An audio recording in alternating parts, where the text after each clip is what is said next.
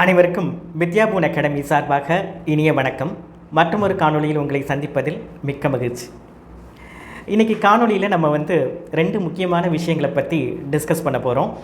ஒன்று பார்த்திங்க அப்படின்னா, கடந்த 4ஆம் தேதி 2 நாளைக்கு முன்னாடி நம்மளுடைய directorate of collegiate education Tamil Nadu government இவங்க ஒரு கெஸ்ட் லெக்சருக்கான ஒரு கால்ஃபாரை கொடுத்துருக்காங்க. ஸோ அந்த கால்ஃபாரோட டீட்டெயில்ஸ் பற்றி பார்க்க போகிறோம். ரெண்டாவது விஷயம் என்ன அப்படின்னா, கடந்த டிசம்பர் மாதம் டிஆர்பி அசிஸ்டன்ட் ப்ரொஃபஸர் எக்ஸாம் நடந்திருக்கு. அந்த எக்ஸாமே வேலிடேட் ஆகுமா கேன்சல் ஆகுமா அப்படின்ற ஒரு நிலைமை இருந்துக்கிட்டு இருக்குது. ஸோ அந்த மாதிரியான ஒரு டாக் வந்துக்கிட்டு இருக்குது. இந்த எக்ஸாம் கேன்சல் ஆகுமா, டிசம்பரில் நடந்த எக்ஸாமு, கோர்ட்டு கேசஸ் நிறையா இருக்குது. இந்த கோர்ட்டு கேசஸ் என்ன ஆகும், நம்மளுடைய அசிஸ்டன்ட் ப்ரொஃபஸர் ரிட்டன் எக்ஸாமுக்கான ரிசல்ட் வருமா, இதில் என்ன மாதிரியான சேஞ்சஸ் இருக்குது, இந்த கோர்ட்டு கேசஸ்னால யாருக்கு சாதகம் யாருக்கு பாதகம். ஏன்னா கெஸ்ட் லெக்சரர்ஸ் ஒரு பக்கம் இருக்காங்க, ஓப்பன் ரிட்டன் காம்படிட்டிவ் எக்ஸாமினேஷன் எழுதிட்டு காத்துக்கிட்டு இருக்கிற நிறைய ஆஸ்பிரன்ஸ் இருக்காங்க. ஸோ இது ஒரு ரெண்டு பேருமே என்ன இந்த கேசஸ்னால நிறைய பாதிப்புக்கு உள்ளாகிட்டு இருக்காங்க. ஸோ இதை பற்றி ஒரு டிஸ்கஷன், இது எந்த நிலைமையில் இருக்குது, இது எப்படி ஃப்யூச்சரில் இது எப்படி போகும் அப்படின்னு பற்றின ஒரு கிளாரிட்டிக்காக இந்த காணொலி நம்ம கொடுக்குறோம். ஸோ ஃபஸ்ட்டு பார்த்திங்க அப்படின்னா, ஃபஸ்ட்டு நம்ம இப்போ இருக்கிற ஆப்பர்ச்சுனிட்டியை பார்ப்போம். டைரக்டரேட் ஆஃப் காலேஜியேட் எஜுகேஷன் 4/2/2026 அன்றைக்கி ஒரு நோட்டிஃபிகேஷன் ஒன்று கொடுத்துருக்காங்க. ஏற்கனவே 2 ஃபேஸ் கெஸ்ட் லெக்சர்ஸ்க்கான இன்டர்வியூலாம் முடிஞ்சு அவங்களுக்கான போஸ்டிங்ஸ் எல்லாமே கொடுத்துட்டாங்க. இப்போ 3ஆவதாக பார்த்தீங்க அப்படின்னா, இந்த டிஆர்பி அசிஸ்டன்ட் ப்ரொஃபஸருக்கான ரிட்டன் எக்ஸாம் எழுதி அதுக்கான ரிசல்ட்டை வெயிட் பண்ணிகிட்டு இருக்கிற நேரத்திலேயே அதுவும் இல்லாமல் இந்த கெஸ்ட் லெக்சரர்ஸ் கொடுத்துருக்கிற கேசஸ்ஸு, கவர்மெண்ட் கொடுத்துருக்கிற ரிட் அப்பீல், ஏற்கனவே இந்த கேஸை பற்றி நம்ம இன்னொரு காணொலியில் சொல்லியிருக்கோம். இந்த கேஸுக்கான ஹியரிங் 3ஆம் தேதி நடந்தது, February 3ஆம் தேதி நடந்தது. கேஸ் ஹியரிங் 3ஆம் தேதி நடந்ததுக்கு அடுத்த நாளே இந்த கெஸ்ட் லெக்சரர்ஸ்க்கான அனௌன்ஸ்மெண்ட் வந்திருக்கு. ஸோ இந்த கெஸ்ட் லெக்சரர்ஸுக்கான அனௌன்ஸ்மெண்ட்டை பார்த்தீங்க அப்படின்னா, முன்னாடி மாதிரி நிறைய போஸ்டிங்ஸ் இதில் இல்லை. இதில் இவங்க கொடுத்துருக்கிற நோட்டிஃபிகேஷன் 4ஆம் தேதி கொடுத்துருக்கிற நோட்டிஃபிகேஷனில் பார்த்தீங்க அப்படின்னா, கெஸ்ட் லெக்சரர்ஸ்க்கான போஸ்டிங்ஸ் வேக்கன்சிஸ் பார்த்தீங்கன்னா 426 வேக்கன்சிஸ் தான் இருக்குது. அதுலேயும் பார்த்தீங்க அப்படின்னா, எந்த 2 சப்ஜெக்ட்டுக்கு அதிகமான வேக்கன்சிஸ் இருக்குது அப்படின்னா, ஒன்று பார்த்தீங்க அப்படின்னா இங்கிலீஷு, அதில் 158 போஸ்டிங்ஸ் கிட்ட இருக்குது. அதே மாதிரி தமிழ் எடுத்துக்கிட்டிங்க அப்படின்னா 157 போஸ்டிங்ஸ் இருக்குது. ஸோ டோட்டலாக 426 போஸ்டிங்ஸில் இந்த 2 சப்ஜெக்ட்டுக்கு அதிகமான வேக்கன்சிஸ் இருக்குது. கிட்டத்தட்ட எல்லா மாவட்டத்துலேயும் இதுக்கான வேக்கன்சிஸ் இருக்குது. 2 மாவட்டங்களை தவிர தமிழ் லாங்குவேஜுக்கும் இங்கிலீஷ் சப்ஜெக்ட்டுக்கும், இந்த ரெண்டு சப்ஜெக்ட்டுக்குமே 2 மாவட்டங்களை தவிர ஆல்மோஸ்ட் எல்லா மாவட்டங்கள்லேயும் இந்த வேக்கன்சிஸ் போட்டிருக்காங்க. ஸோ யாரெல்லாம் தமிழ் மேஜர் எடுத்திருக்கீங்க, யாரெல்லாம் இங்கிலீஷ் மேஜர் எடுத்து படிச்சிருக்கீங்களோ அவங்களுக்கு இந்த கெஸ்ட் லெக்சரர்ஸ் அப்பாயின்மெண்ட் ஒரு நல்ல ஒரு வாய்ப்பாக இருக்கும். இது போன கெஸ்ட் லெக்சரர்ஸ்க்கெலாம் நடந்த அதே ஃபார்மேட்டு, அதே மார்க் அலாகேஷன் ஸ்கீம் தான். நெட்டுக்கு மார்க் அலாக்கேட் பண்ணியிருக்காங்க, பிஹெச்டிக்கு மார்க் அலாக்கேட் பண்ணியிருக்காங்க, PhD with net plus PhD. So இந்த 3 கேட்டகரியில் அவங்க மார்க்ஸ் அலாக்கேட் பண்ணியிருக்காங்க. அதே மாதிரி இந்த இன்டர்வியூ பார்த்தீங்கன்னா ஒரு 15 to 20 minutes face to face interview நடக்கும்.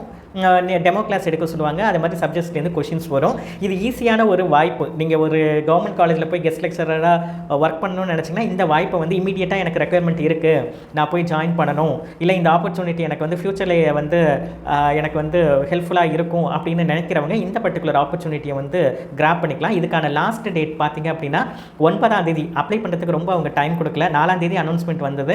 9ஆம் தேதிக்குள்ளே நீங்கள் அந்த ஆன்லைன் அப்ளிகேஷனை போட்டுடணும். TNGASA இது பார்த்தீங்க அப்படின்னா, நம்ம ஏற்கனவே கெஸ்ட் லெக்சர்ஸ்க்கு கொடுத்துருந்த அதே வெப்சைட்டில் தான் இதுக்கான நோட்டிஃபிகேஷன், ஆன்லைன் அப்ளிகேஷன் எல்லாமே போடணும். இது பார்த்தீங்கன்னா டைரக்டரேட் ஆஃப் காலேஜியேட் எஜுகேஷனோட அஃபிஷியல் வெப்சைட்டில் போய்ட்டு நீங்கள் அப்ளை பண்ணிக்கலாம். ஸோ யாரெல்லாம் major Tamil and English subject எடுத்திருக்கீங்களோ அவங்க இந்த கெஸ்ட் லெக்சர்ஸ் ஆப்பர்ச்சுனிட்டியை நீங்கள் கிராப் பண்ணிக்கலாம். உடனடியாக உங்களுக்கு சீக்கிரமாக இந்த ப்ராசஸ் முடிஞ்சிடும். நீங்கள் அப்ளை பண்ணி உங்களுக்கு அந்த 9ஆம் தேதி டேட் முடிஞ்ச ஒரு 10 நாளுக்குள்ளார இன்டர்வியூ கால் ஃபார் வந்துடும். அதுக்கப்புறம் 1 வீக்லேயே வந்து பார்த்தீங்க அப்படின்னா உங்களுக்கு வந்து ரிசல்ட்டே வந்து அதுக்கு கொடுத்து நீங்கள் போய் காலேஜில் ஜாயின் பண்ணுற மாதிரியான சுச்சுவேஷன் தான் இப்போதைக்கு இருக்குது. ஏன்னா கெஸ்ட் லெக்சர்ஸ் வந்து இமீடியட் நீடு இருக்கிறப்ப எக்ஸாம் டைமில் அது வந்து கண்டிப்பாக வந்து அவங்க வந்து சீக்கிரமாகவே ஃபில் பண்ணிவிடுவாங்க. மற்ற சப்ஜெக்ட்டுக்கு வந்து போஸ்டிங்ஸ் வந்து 1-2 தான் இருக்குது. அதே மாதிரி சில டிஸ்ட்ரிக்ஸில் மட்டும்தான் இருக்குது. ஸோ மேஜர் தமிழ் அண்ட் இங்கிலீஷ்க்கு வந்து அதிகமான போஸ்டிங்ஸ் இருக்குது. ஸோ இந்த ஆப்பர்ச்சுனிட்டியை வந்து Tamil and English major candidates நல்லாவே யூட்டிலைஸ் பண்ணிக்கலாம். நீங்கள் வந்து பிஜி வித் நெட்டோ, பிஜி வித் ஸ்லெட்டோ, பிஜி வித் நெட் பிஹெச்டியோ எது இருந்தாலும் வந்து உங்களுக்கு வந்து ஈஸியாக இதுக்கான ஆப்பர்ச்சுனிட்டிஸ் உங்களுக்கு கிடைக்கும். சீக்கிரமாக வந்து ஒரு டெம்பரவரி போஸ்ட்டாக இருந்தால் கூட கவர்மெண்ட் காலேஜில் ஒரு கெஸ்ட் லெக்சரராக இருக்கும்ன்றது சொல்கிறது வந்து பார்த்திங்க அப்படின்னா ஒரு நல்ல விஷயந்தான்.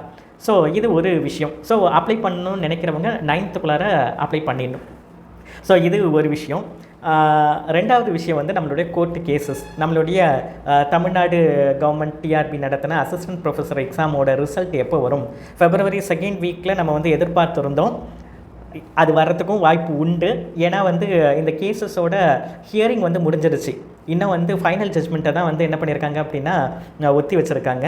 So judgement reserved. அப்படின்னா என்ன அர்த்தம் அப்படின்னா உங்களுக்கு வந்து தீர்ப்பு எப்போ வேணாலும் வெளியாகலான்னு அர்த்தம். இந்த பர்டிகுலர் கேஸஸை பொறுத்தளவில் வந்து பார்த்திங்கன்னா தீர்ப்பு கூடிய சீக்கிரமே வந்து நம்ம எதிர்பார்க்கலாம். இந்த கேஸோட தீர்ப்பு வெளியில் வந்துருச்சு அப்படின்னா உங்களுக்கு ரிசல்ட்ஸ் வந்து வெளியாகிடும். ரிசல்ட்ஸ் வெளியானதுக்கப்புறம் கடகடன்னு உங்களுக்கு வந்து ரெக்ரூட்மெண்ட் ப்ராசஸ், இன்டர்வியூ ப்ராசஸ் எல்லாமே வந்து நடக்க ஆரம்பிச்சிடும். ஸோ இந்த கேஸோட ஹிஸ்ட்ரி, இந்த கேஸில் என்ன தான் நடந்தது, இந்த கேசஸில் யாருக்கு சாதகமான விஷயங்கள் இருக்குது, யாருக்கு பாதகமான விஷயங்கள் இருக்குது அப்படின்றத பற்றி இப்போ நம்ம வந்து கொஞ்சம் அந்த கேஸஸில் என்ன நடந்ததுன்றதை வந்து ஏற்கனவே நம்ம பல காணொலிகளில் இதை சொல்லியிருக்கோம். இருந்தாலும் வந்து பார்த்திங்க அப்படின்னா இதை பற்றின ஒரு ஸ்லைட் கோத்ரூ வந்து நம்ம பண்ணுவோம்.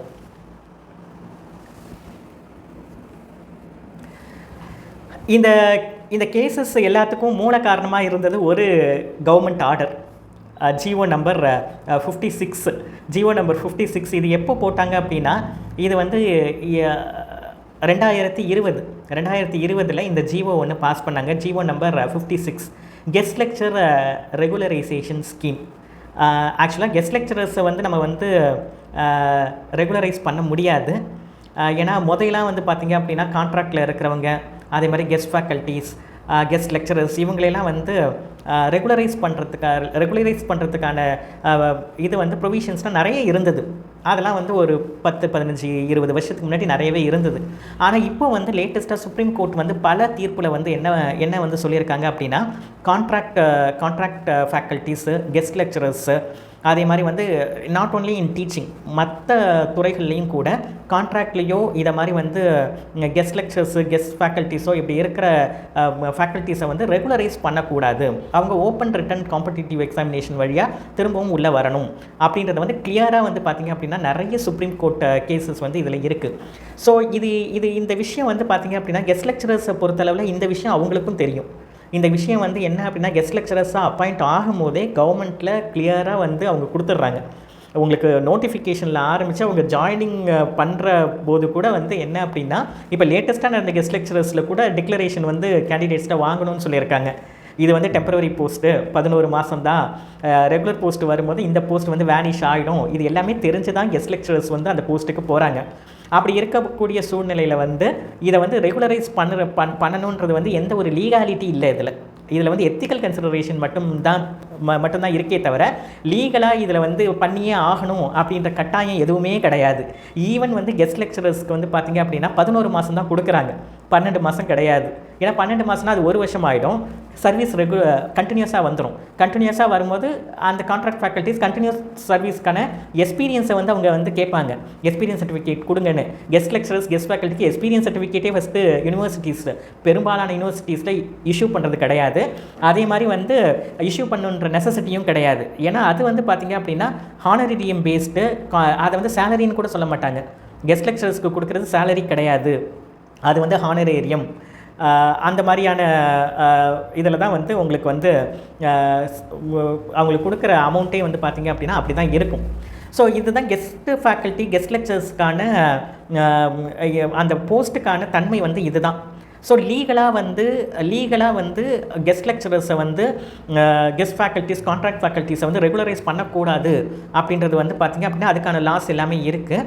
ஆனால் எந்த ஒரு விஷயத்தில் வந்து அதனால தான் வந்து கவர்மெண்ட் என்ன பண்ணுறாங்க அப்படின்னா கெஸ்ட் லெக்சரர்ஸ் ரொம்ப காலமாக ஒர்க் பண்ணுறாங்க, அதே மாதிரி வந்து ஒரு எத்திக்கல் கன்சிடரேஷனோட அவங்க என்ன பண்ணுறாங்க அப்படின்னா எக்ஸ்பீரியன்ஸ் சர்டிஃபிகேட் இஷ்யூ பண்ணக்கூடிய தேவை இல்லைனா கூட எத்திக்கல் கன்சிடரேஷனில் அவங்க ஒர்க் பண்ண வருஷத்துக்கு வந்து மார்க்ஸ் கொடுக்குறாங்க. பர் இயர் வந்து 2 மார்க்ஸ். அது தமிழ்நாடு கவர்மெண்ட் மட்டும் தான் கொடுக்குது, மற்ற எங்கேயுமே கொடுக்குறது கிடையாது, கொடுக்கவும் வந்து நெசசிட்டி கிடையாது. தமிழ்நாடு கவர்மெண்ட் எத்திக்கலாக கன்சிடர் பண்ணி 2 மார்க் பர் இயருக்கு வந்து கொடுக்குறாங்க. ஸோ இதில் வந்து பார்த்திங்க அப்படின்னா உங்களுக்கு இந்த கெஸ்ட் ஃபேக்கல்ட்டிஸை பொறுத்தளவில் எப்படி தான் வந்து உங்களால் வந்து இவங்களை வந்து ஒரு பெர்மனெண்ட் பொசிஷனுக்கு கொண்டு வரணும், ரெகுலரைஸ் பண்ணணும் அப்படின்னா ஒரே ஒரு வேலை தான் வந்து கவர்மெண்ட்டால் கொண்டு வர முடியும். அது வந்து என்ன அப்படின்னா கவர்மெண்ட் வந்து கொள்கை முடிவாக இதை எடுத்து, ஏன்னா கொள்கை முடிவில் வந்து நீதிமன்றங்கள் தலையிட முடியாது, யாரும் தலையிட முடியாது. அரசோட ஒரு கொள்கை முடிவில் நீதிமன்றங்கள் பெரும்பாலும் பேசிக் ரைட்ஸ் வயலேட்ஸ் ஆகாத பட்சத்தில் எந்த ஒரு நீதிமன்றமும் வந்து அதில் வந்து தலையிட முடியாது. ஸோ அதனால தான் வந்து என்ன அப்படின்னா இந்த தமிழ்நாடு கவர்மெண்ட் மாதிரியான சில கவர்மெண்ட்ஸ் வந்து என்ன பண்ணுறாங்க அப்படின்னா கான்ட்ராக்ட் ஃபேக்கல்ட்டிஸ் கெஸ்ட் லெக்சரர்ஸை வந்து ரெகுலரைஸ் பண்ணணும் அப்படின்னா அது கொள்கை முடிவாக எடுத்து தான் அவங்க வந்து என்ன பண்ண முடியும் அப்படின்னா இதுக்கான ப்ராசஸை பண்ண முடியும். தமிழ்நாடு கவர்மெண்ட்டும் அந்த கொள்கை முடிவாக தான் அதை வந்து 2020 ஒரு கவர்மெண்ட் ஆர்டர் பாஸ் பண்ணது வந்து பார்த்திங்க அப்படின்னா இந்த அடிப்படையில் தான். அந்த கவர்மெண்ட் ஆர்டர் 56 அந்த கவர்மெண்ட் ஆர்டர் 2020 வந்து போட்டாங்க. அதாவது கெஸ்ட் லெக்சர்ஸை 1000+ கெஸ்ட் லெக்சர்ஸ் போஸ்ட்டை வந்து ரெகுலரைஸ் பண்ணுறதுக்கான, அதுவும் வந்து அதுலேயுமே கண்டிஷன்ஸ் கொடுத்துருந்தாங்க. அவங்க அதில் வந்து சில கண்டிஷன்ஸ்லாம் வந்து அவங்க கொடுத்துருந்தாங்க. ஈவன் கெஸ்ட் லெக்சர்ஸை வந்து ரெகுலரைஸ் பண்ணும்போதும் அவங்களுக்குன்னு ஒரு ஸ்பெஷல் டெஸ்ட்டு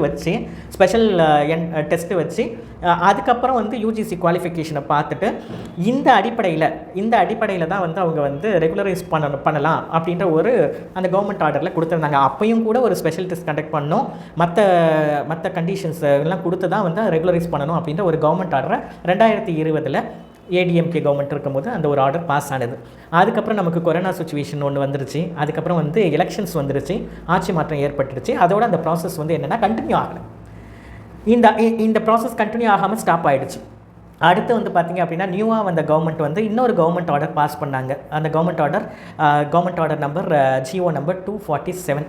இந்த 247 கவர்மெண்ட் ஆர்டரில் என்ன பண்ணியிருக்காங்க அப்படின்னா ஏற்கனவே இருந்த அந்த GO 56 இல்லையா, அதை கேன்சல் பண்ணிட்டாங்க. ஏன்னா இந்த ஒரு கவர்மெண்ட் ஆர்டர் கேன்சல் பண்ணணும்னா இன்னொரு கவர்மெண்ட் ஆர்டர் போடணும், இல்லை கோர்ட்டு கேன்சல் பண்ணணும். இதுதான் நம்மளால் பண்ண முடியும். அதில் என்ன 247 வந்து 247 என்ன கொடுத்துட்டாங்க அப்படின்னா கெஸ்ட் லெக்சரர்ஸுக்கு நாங்கள் வந்து 2 மார்க்ஸ் ப்ரொவிஷன்ஸ் அவங்களுக்கு கொடுக்குறோம், அவங்களும் ஓப்பன் காம்படிட்டிவ் எக்ஸாமினேஷனில் தான் வரணும். ஏற்கனவே வந்து இருந்த 2300+ போஸ்டிங் அதுக்கு அந்த நோட்டிஃபிகேஷனையும் கேன்சல் பண்ணிவிட்டு அவங்க வந்து 4000 அதையும் அந்த கெஸ்ட் லெக்சர்ஸ்க்காக இருந்த போஸ்ட்டையும் வந்து அவங்க வந்து கேன்சல் பண்ணிவிட்டு எல்லாத்தையுமே வந்து open recruitment written competitive examination எழுதி உள்ளே வரணும்னு சொல்லி 4000 போஸ்ட்டுக்கான ஒரு அனௌன்ஸ்மெண்ட்டை கொடுத்துட்டாங்க. பார்த்திங்க அப்படின்னா உங்களுக்கு வந்து அந்த கவர்மெண்ட் ஆர்டர் பார்த்திங்கன்னா 248. ஸோ இந்த ஏற்கனவே 2020 போட்ட கவர்மெண்ட் ஆர்டரை கேன்சல் பண்ணி இன்னொரு கவர்மெண்ட் ஆர்டர் வந்து உங்களுக்கு வந்து 2022 அடுத்து வந்த கவர்மெண்ட் வந்து போட்டாங்க. ஸோ அது வந்து பார்த்திங்க அப்படின்னா கவர்மெண்ட் ஆர்டர் நம்பர் 247 ஏற்கனவே உள்ள அந்த 56 அவங்க கேன்சல் பண்ணிட்டாங்க. அதுக்கப்புறம் பார்த்திங்க அப்படின்னா இன்னொரு கவர்மெண்ட் ஆர்டர் இந்த 4000 போஸ்ட்டுக்கு வந்து ரெக்ரூட்மெண்ட் வந்து டிஆர்பி கண்டக்ட் பண்ணணும், open written competitive examination conduct பண்ணி வந்து நடத்தணும். கெஸ்ட் லெக்சர்ஸும் வந்து அவங்களுக்கு வந்து ப்ரொவிஷன் நாங்கள் 2 மார்க்ஸ் கொடுக்குறோம், அவங்களும் ஓப்பன் ரிட்டன் எக்ஸாமினேஷனில் பார்ட்டிசிபேட் பண்ணணும், யூஜிசி குவாலிஃபிகேஷன் இருக்கிற கெஸ்ட் லெக்சர்ஸ் அவங்க பார்ட்டிசிபேட் பண்ணணும்னு சொல்லி இதை போட்டுட்டாங்க.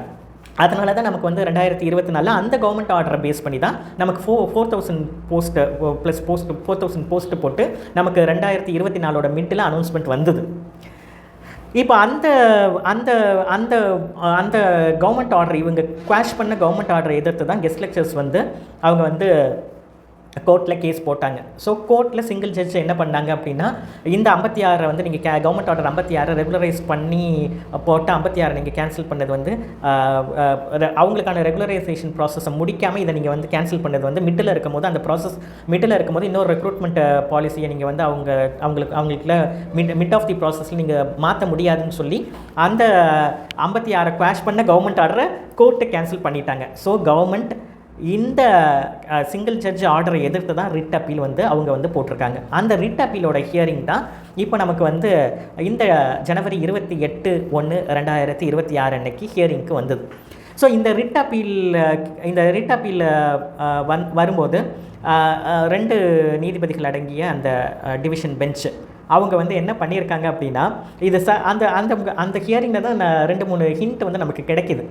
ஒன்று வந்து பார்த்திங்க அப்படின்னா, ஏற்கனவே கவர்மெண்ட் வந்து என்ன இன்டென்ஷனில் வந்து ஏற்கனவே ஒரு ரெக்ரூட்மெண்ட் கால் ஃபார் பண்ணியிருக்காங்க அப்படின்னா, உங்களுக்கு வந்து 4000 போஸ்ட்டை இன்க்ளூட் பண்ணி தான் ஒரு ரெக்ரூட்மெண்ட்டை வந்து அவங்க வந்து கால் ஃபார் பண்ணாங்க. ஸோ இந்த 4000 ரெக்ரூட்மெண்ட் வந்து எங்களுடைய போஸ்டிங்ஸையும் இதில் இன்க்ளூட் பண்ணிட்டாங்கன்னு சொல்லி அந்த இதை கேன்சல் பண்ணி தான் நமக்கு வந்து இன்னொரு கவர்மெண்ட் ஆர்டர் GO 231 பாஸ் பண்ணி இப்போ நமக்கு டிசம்பரில் 2708 போஸ்ட் கெஸ்ட் லெக்சர்ஸ்க்கு உள்ள 1146 போஸ்ட்டை எக்ஸ்க்ளூட் பண்ணிவிட்டு, அதே மாதிரி யூனிவர்சிட்டி கான்ஸ்டிடியூவன்ட் காலேஜஸ் இப்போ கவர்மெண்ட் காலேஜஸாக இருக்குது, அதில் ஒரு 146 போஸ்ட் இருந்தது, அதையும் எக்ஸ்க்ளூட் பண்ணிவிட்டு மீனாக இருக்கிற 2708 போஸ்ட்டுக்கு ரிட்டன் எக்ஸாம் நடந்தது. இது வந்து அவங்களுக்கு கெஸ்ட் லெக்சர்ஸ் கொடுத்த வழக்கில் சிங்கிள் ஜட்ஜு பாஸ் பண்ண ஆர்டர்னால தான் இந்த இன்னொரு கவர்மெண்ட் ஆர்டர் GO 231 புதுசாக போட்டு 2708 போஸ்டிங்ஸ்க்கு இப்போ எக்ஸாம் நடந்திருக்கு. ஸோ இப்போ இந்த ரிட் அப்பீல், கவர்மெண்ட் கொடுத்த ரிட் அப்பீல், ஏன்னா வந்து கவர்மெண்ட் போட்ட ஆர்டரை வந்து கோர்ட்டை குவாஷ் பண்ணிடுச்சு. ஸோ அதுக்கு அகெயின்ஸ்டாக தான் வந்து ரிட் அப்பீல் வந்து கவர்மெண்ட் வந்து போட்டிருந்தாங்க. இப்போ இந்த 28/1/2026 அன்னைக்கு நடந்த இந்த கேஸில் வந்து இந்த ரிட் அப்பீலோட கேஸ் ஹியரிங்கில் வந்து ஜட்ஜஸ் வந்து என்ன சொல்லியிருக்காங்க அப்படின்னா, நீங்கள் ஒரிஜினலாக ப்ரொப்போஸ் பண்ணது 4000 போஸ்ட்டு, டோட்டலாக உங்களுக்கு 7000 போஸ்ட் இருக்குதுன்னு நீங்கள் சொல்கிறீங்க கவர்மெண்ட் காலேஜஸில். ஸோ அப்படி இருக்கும் போது நீங்கள் வந்து 2708 போஸ்டிங்க்கு வந்து நீங்கள் வந்து எக்ஸாம் நடத்தி வச்சுருக்கீங்க. இது வந்து ரொம்ப ரொம்ப கம்மியான நம்பர் தானே, 7000 கம்பேர் பண்ணக்குள்ள. இன்னும் கூட நீங்கள் வந்து போஸ்டிங்கை நீங்கள் ஒரிஜினலாக ப்ரொப்போஸ் பண்ணது 4000 போஸ்ட் தானே, நீங்கள் அடிஷ்னலாக நீங்கள் வந்து 4000 போஸ்ட்டுக்கு இந்த ரெக்ரூட்மெண்ட் ப்ராசஸை வந்து யூட்டிலைஸ் பண்ணிக்க முடியுமா, கிளாரிஃபிகேஷன் கொடுங்க, கிளாரிட்டி நோட்டு கேட்டு கவர்மெண்ட்டுக்கு வந்து கேட்டிருந்தாங்க. கேட்டுட்டு அவங்களுக்கு கவர்மெண்ட் பதில் சொல்கிறதுக்கு 2 வாரம் வந்து 2 வீக்ஸ் டைம் கொடுத்துட்டு அடுத்த ஹியரிங்கை வந்து இந்த February மாதம் 3ஆம் தேதிக்கு வந்து அவங்க வந்து ஒத்தி வச்சுருந்தாங்க. ஸோ கவர்மெண்ட் வந்து அதே மாதிரி அந்த 28/1/2026 அன்னைக்கு நடந்த கேஸ் ஹியரிங்கில் ஒன்று வந்து என்ன அப்படின்னா, நீங்கள் வந்து ஒரிஜினலாக 4000 போஸ்ட் வந்து ப்ரப்போஸ் பண்ணியிருக்கீங்க, அதே 4000 போஸ்ட் நீங்கள் இந்த ரெக்ரூட்மெண்ட்லேயும் இன்க்ளூட் பண்ணலாம். ஆனால் கெஸ்ட் லெக்சர்ஸுக்குன்னு எம்மார்க் பண்ணியிருக்கிற அந்த போஸ்டிங்ஸ் 1146 ப்ளஸ் யூனிவர்சிட்டி கான்ஸ்டிடியூவன்ட் காலேஜஸ்க்கு உள்ள அந்த 146 இந்த போஸ்ட்டை மட்டும் எக்ஸ்க்ளூட் பண்ணிவிடுங்க. எக்ஸ்க்ளூட் பண்ணிவிட்டு, ஏன்னா அது டிஸ்பியூட்டில் இருக்குது, அதை எக்ஸ்க்ளூட் பண்ணிவிட்டு நீங்கள் அடிஷ்னலாக அந்த வந்து 2708 இல்லாமல் அடிஷ்னலான போஸ்டிங் இன்க்ளூட் பண்ணி 4000 போஸ்ட்டுக்கு உங்களால் ரெக்ரூட்மெண்ட் ப்ராசஸை வந்து ப்ரொசீட் பண்ண முடியுமான்னு கேட்டு தான் வந்து கிளாரிட்டி கேட்டு தான் வந்து கவர்மெண்ட்டுக்கு வந்து டைம் கொடுத்தாங்க. அதே மாதிரி வந்து பார்த்திங்கன்னா கெஸ்ட் லெக்சர்ஸ் சார்பாக அவங்க கொடுத்த சில கமெண்ட்ஸ் வந்து பார்த்திங்க அப்படின்னா, கெஸ்ட் லெக்சர்ஸ் வந்து ரெகுலரைஸ் பண்ண சொல்லி கேட்குறது வந்து அவங்க வந்து என்ன மாதிரியான கமெண்ட் கொடுக்குறாங்கன்னா, பேக்டோர் என்ட்ரின்ற மாதிரியான கமெண்ட்ஸ் வந்து பாஸ் பண்ணியிருக்காங்க. ஸோ இது வந்து பார்த்திங்க அப்படின்னா இது எதை பேஸ் பண்ணி அப்படின்னா, எர்லியராக நிறைய சுப்ரீம் கோர்ட் ஆர்டர்ஸ் இருக்குது நமக்கு ரெகுலரைசேஷனுக்கு அகெயின்ஸ்டாக, கான்ட்ராக்ட் ஃபேக்கல்ட்டிஸ், கெஸ்ட் லெக்சர்ஸை ரெகுலரைஸ் பண்ணுறதுக்கு அகெயின்ஸ்டாக தான் சுப்ரீம் கோர்ட்டோட தீர்ப்பு எல்லாமே இருக்குது. இதுதான் வந்து இதை பேஸ் பண்ணி தான் வந்து ஜட்ஜஸ் வந்து கமெண்ட்ஸ் வந்து கொடுத்துருப்பாங்க. ஸோ இதில் வந்து பார்த்திங்க அப்படின்னா, இப்போ கவர்மெண்ட் வந்து இந்த 3ஆம் தேதி அந்த கேஸ் வந்து திரும்ப ஹியரிங்க்கு வரும்போது கவர்மெண்ட் வந்து 4000 போஸ்ட்டை வந்து நாங்கள் ஃபில் பண்ணுறோம் அப்படின்ற மாதிரி ஒரு பாசிட்டிவ் நோட்டை வந்து கொடுத்துருக்காங்க கோர்ட்டுக்கு. அப்போ இது யாருக்கு சாதகமாக இருக்கும்? இப்போ ஓப்பன் ரிட்டன் காம்படிட்டிவ் எக்ஸாமினேஷனில் ரிட்டன் எக்ஸாமினேஷன் எழுதி இருக்கிற கேண்டிடேட்ஸுக்கு இது சாதகமான விஷயம். ஏன்னா உங்களுக்கு 2708 போஸ்ட்டு தான். இப்போ கவர்மெண்ட் வந்து 4000 போஸ்ட்டை ஃபுல்லாக நாங்கள் வந்து அடிஷ்னலாகவே நாங்கள் வந்து இன்க்ளூட் பண்ணுறோன்னு சொல்லும்போது, அப்போ வந்து இதை வந்து நீங்கள் வந்து ஏற்கனவே ரிட்டன் எக்ஸாமினேஷன் நடந்துட்டதுனால உங்களுக்கு வந்து ஒரு ஆடண்டமாக, ஏன்னா வந்து உங்களுக்கு வந்து ஏர்லியராக கொடுத்த அந்த 2025 அக்டோபர் மாதம் கொடுத்த நோட்டிஃபிகேஷன்லேயே அவங்க கொடுத்துருக்காங்க, போஸ்ட்டை இன்க்ரீஸ் பண்ணுறதுக்கும் டிக்ரீஸ் பண்ணுறதுக்கும் கவர்மெண்ட்ஸ்க்கு ரைட்ஸ் இருக்குது. ஸோ இதில் வந்து தனியாக ஆடண்டமே தேவை கிடையாது. டைரெக்டாகவே வந்து ரெக்ரூட்மெண்ட் ப்ராசஸ் நடக்கும் போதே வந்து 4000 போஸ்ட்டையுமே ஃபில் பண்ணுறதுக்கான வாய்ப்புகள் வந்து இருக்குது. ஸோ இது வந்து பார்த்திங்க அப்படின்னா, இப்போ டிசம்பர் எக்ஸாம் 2025 டிசம்பர் எக்ஸாமை எழுதின கேண்டிடேட்ஸ்க்கு இது ஒரு நல்ல ஒரு விஷயம், ஆப்பர்ச்சுனிட்டி. ஏன்னா போஸ்ட் இன்க்ரீஸ் ஆகுது. அப்போ போஸ்ட் இன்க்ரீஸ் ஆகுதுன்னா என்ன அர்த்தம் அப்படின்னா, அவங்களுக்கு கட் ஆஃப் வந்து பார்த்திங்க அப்படின்னா குறையும். ஏன்னா போஸ்ட் இன்க்ரீஸ் ஆகும்போது நிறைய பேர் உள்ளே போகிறதுக்கான வாய்ப்பும் இருக்கும். ஸோ இது ஒரு சாதகமான விஷயம். ஒரிஜினலாக ஏன்னா வந்து 4000 போஸ்ட்டை வந்து அவங்க கேன்சல் பண்ணிவிட்டு அடுத்த இந்த வருஷம் கொடுத்த ரெக்ரூட்மெண்ட் நோட்டிஃபிகேஷனில் 2708 தான் கொடுத்துருக்காங்கன்னு அதுவே பல பேருக்கு வருத்தமாக இருந்தது. எப்படி இவங்க 2000 போஸ்ட்டை வந்து குறைச்சாங்க அப்படின்ட்டு. இப்போ வந்து பார்த்தீங்க அப்படின்னா இந்த ஒரு விஷயம் இது வந்து யாருக்கு வந்து இது வந்து சாதகமாக இருக்குது அப்படின்னா, ஏற்கனவே காம்படிட்டிவ் ரிட்டன் எக்ஸாமினேஷனை எழுதிட்டு ரிசல்ட்டுக்கு வெயிட் பண்ணிட்டு இருக்க கேண்டிடேட்ஸ்க்கு இது சாதகமான விஷயம். நிறைய பேருக்கு வாய்ப்பு கிடைக்கும். அதே மாதிரி கெஸ்ட் லெக்சரர்ஸ்குள்ள போஸ்ட்டை அவங்க டிஸ்டர்ப் பண்ணலை, அது தனியாக தான் வச்சுருக்காங்க. அது இல்லாமல் தான் வந்து அடிஷ்னல் போஸ்ட்டாக தான் வந்து இந்த 4000 போஸ்ட்டை வந்து அவங்க ரீச் பண்ணுறாங்க. ஸோ இது வந்து பார்த்திங்க அப்படின்னா இது வந்து ஒரு நல்ல விஷயம். ஸோ இதுதான் கேஸோட நிலைமை இப்போ இருக்குது. இப்போ வந்து எல்லா தரப்பு வாதத்தையும் கேட்டுட்டு இவங்க வந்து தீர்ப்பை வந்து ஒத்தி வச்சுருக்காங்க. அந்த தீர்ப்பு சீக்கிரமாகவே வந்துடும்.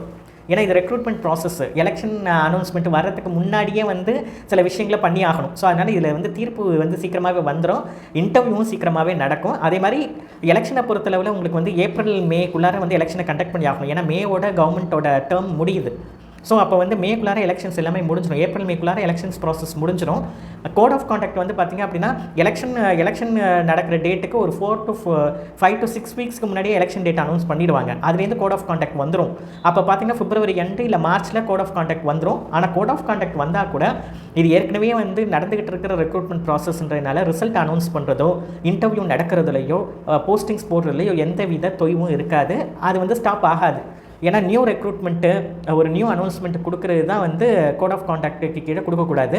மற்றபடி ஏற்கனவே இருக்கிறது வந்து இப்போ நடைமுறையில் இருக்கிற ப்ராசஸ் ஏற்கனவே தொடங்கின ப்ராசஸை முடிச்சிக்கலாம். ஸோ அதனால் அது வந்து உங்களை வந்து பாதிக்காது. அதே மாதிரி இந்த ரிட்டன் எக்ஸாமினேஷன் கேன்சல் ஆகுமானா ஆகாது. ஏன்னா இங்கே டிஸ்பியூட்டில் இருக்கிறது வந்து பார்த்திங்கன்னா கெஸ்ட் லெக்சரர்ஸ்குள்ளே போஸ்ட்டு அவங்க ரெகுலரைஸ் பண்ணுறது, அந்த இது தான் டிஸ்பியூட்டில் இருக்குது. அதே மாதிரி வந்து பார்த்திங்க அப்படின்னா உங்களுக்கு வந்து ஏற்கனவே ப்ரைவேட் டீச்சர்ஸ் வந்து 2 மார்க் அவங்களுக்கு கொடுக்கணும் அப்படின்ற ஏன்னா ஏற்கனவே கெஸ்ட் லெக்சரர்ஸ்க்கு கொடுத்தீங்க எங்களுக்கு ஏன் கொடுக்கலன்னு சொல்லி அவங்களும் ஒரு கேஸ் போட்டிருக்காங்க. அதுவும் இந்த கவர்மெண்ட் ஆர்டர் பேஸ் பண்ணி தான். அப்போ வந்து இந்த கவர்மெண்ட் ஆர்டர் பேஸ் பண்ணி அவங்க போட்டிருக்கிற கேஸ் வந்து இப்போ இந்த கவர்மெண்ட் ஆர்டரே வந்து பார்த்திங்க அப்படின்னா ரிட் அப்பீல் ஜட்மெண்ட்டுக்காக வெயிட் பண்ணுறதுனால இப்போ இந்த கேஸுக்கு என்ன தீர்ப்பு கொடுக்குறாங்களோ அதை பேஸ் பண்ணி தான் அந்த ப்ரைவேட் எக்ஸ்பீரியன்ஸ் 2 மார்க்ஸ் வந்து கொடுக்கலாமா வேணாமான்றது கிளாரிஃபை ஆகிடும். ஸோ இப்போ வந்து பார்த்திங்க அப்படின்னா உங்களுக்கு வந்து இந்த கேஸை பொறுத்தளவில் சீக்கிரமாகவே ஜட்ஜ்மெண்ட் வந்துடும். அதே மாதிரி வந்து 4000 போஸ்ட் இன்க்ரீஸ் ஆகிறதுக்கான வாய்ப்பு பிரகாசமாக இருக்குது. அது சாதகமான விஷயம். கெஸ்ட் லெக்சரர்ஸை பொறுத்தளவில் ஏற்கனவே வந்து அவங்களுக்கு சாதகமான ஒரு விஷயம் வந்து ரெகுலரைஸ் பண்ண அந்த கவர்மெண்ட் ஆர்டர் GO 56 குவாஷ் பண்ணது செல்லும் அப்படின்னு சொல்லிட்டாங்க. அப்படின்னா கெஸ்ட் லெக்சரர்ஸும் எப்படி தான் வரணும் அப்படின்னா ஓப்பன் ரிட்டன் காம்படிட்டிவ் எக்ஸாமினேஷனில் தான் வந்தாகணும். ஏற்கனவே கெஸ்ட் லெக்சரர்ஸ் எழுதியிருப்பாங்க. ஸோ அதை குவாஷ் பண்ணிட்டாங்க அப்படின்னா அப்போ வந்து பார்த்திங்க அப்படின்னா அவங்களும் ஓப்பன் ரிட்டன் காம்படிட்டிவ் எக்ஸாமினேஷனுக்கு தான் வரணும். அந்த ப்ராசஸ் வழியாக தான் வரணும். இதை எதிர்த்து சுப்ரீம் கோர்ட்டுக்கு போகலாமா கெஸ்ட் லெக்சரர்ஸ்னால் போகலாம், அதுக்கான வாய்ப்பு இருக்குது. அதில் வந்து பார்த்திங்க அப்படின்னா என்ன அப்படின்னா இப்போ வந்து கெஸ்ட் லெக்சரர்ஸ் வந்து அப்பீலுக்கு போகிறாங்க அப்படின்னா சுப்ரீம் கோர்ட்டுக்கு அப்பீலுக்கு போகிறாங்க அப்படின்னா சுப்ரீம் கோர்ட் வந்து இந்த கேஸை எடுத்துக்குமானன்றதே வந்து டவுட்டு தான். ஏன்னா இப்போ வந்து ஒரு ஹைகோர்ட் கொடுக்குற தீர்ப்போ இல்லை ஒரு தீர்ப்பாயங்கள் கொடுக்குற தீர்ப்பையோ வந்து சுப்ரீம் கோர்ட்டுக்கு அப்பீலுக்கு போனோம் அப்படின்னா நம்ம வந்து ஸ்பெஷல் லீவ் பெட்டிஷன் ஆர்டிகல் 136 கீழே தான் போட முடியும். சிறப்பு அனுமதி மனு ஃபஸ்ட்டு போடணும். சுப்ரீம் கோர்ட் வந்து டிசைட் பண்ணும் இந்த கேஸை எடுத்துக்கலாமா வேணாமான்னு. ஏற்கனவே சுப்ரீம் கோர்ட் கொடுத்த ஆர்டர்ஸ் எல்லாமே வந்து பார்த்திங்கன்னா ரெகுலரைசேஷனுக்கு அகெயின்ஸ்டாக தான் இருக்குது.